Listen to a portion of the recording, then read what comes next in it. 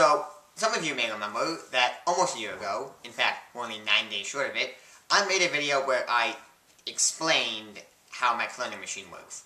And by explained, I mean I did this.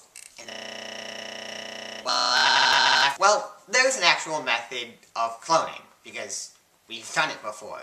So, as I hinted at last week, I'm going to explain cloning. Now, before I get started, I should point out that there are actually several different types of cloning, and the cloning I'm going to be talking about in my video is reproductive cloning, which is creating an entire organism.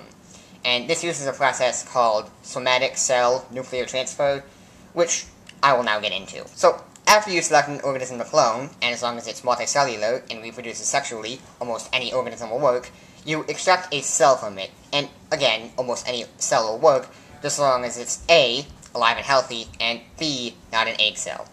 Then, from our cell here, and I know there are organelles in it, but they're not crucial to this, so I didn't bother drawing them in, you extract the nucleus, which is the blue part here.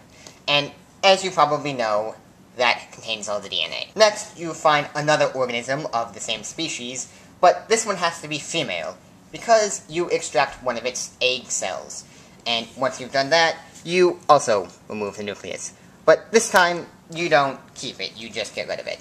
And then you implant the nucleus from the other creature, and this will trick the egg cell into thinking it is fertilized, because it has DNA from another creature. However, since the DNA is all from one creature, and not from two, as normal, the end result will be genetically identical to the creature that donated the DNA. Next, you let the egg cell split apart a few times, and then after you have a cluster of cells, you take that and implant it into the womb of a third organism of the same species, which obviously also has to be female. But yeah, that is how somatic cell nuclear transfer works. I hope you enjoyed it, I hope you learned something, and see ya.